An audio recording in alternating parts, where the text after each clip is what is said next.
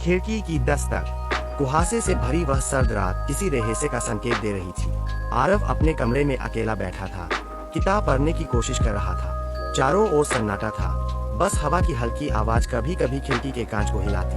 तभी अचानक खिड़की पर दस्तक हुई। आरव ने चौंककर बाहर देखा, लेकिन वहां कोई नहीं था।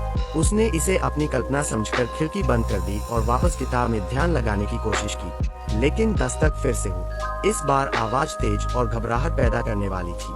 आरव ने खुद को हिम्मत दिलाई और खिड़की खोलकर झांकने की कोशिश की। बाहर घना कुहासा था, लेकिन कोई नजर नहीं आ रहा था। आरव ने खिड़की को बंद करते हुए सोचा, शायद हवा का असर है। लेकिन जैसे ही उसने खिड़की का लॉक घुमाया, दस्तक और जोर से होने लगी, मानो कोई अंदर आने के लिए बेताब। आरव का दिल जोर जोर से धड़कने लगा। उसने धीमे कदमों से खिड़की की ओर बढ़ते हुए बाहर झांकने का फैसला किया।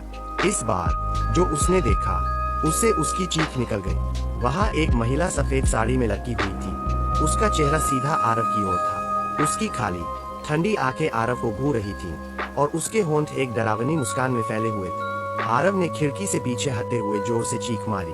वह कमरे से बाहर भागने की कोशिश कर रहा था, लेकिन उसके पैर जैसे जमीन से चिपक गए थे। तभी लोगों ने उसकी चीख सुनी और दौड़कर कमरे में आए, लेकिन जब तक वे वहां पहुंचे, खिड़की के पास सिर्फ खून के निशान थे। महिला का कोई अतापता नहीं था। आरव की उस रात के बाद से हालत कभी पहले जैसी नहीं रही। वह अक्सर खिड़की की ओर देखता रहता, जैसे इंतजार कर रहा हो कि दस्तक फिर से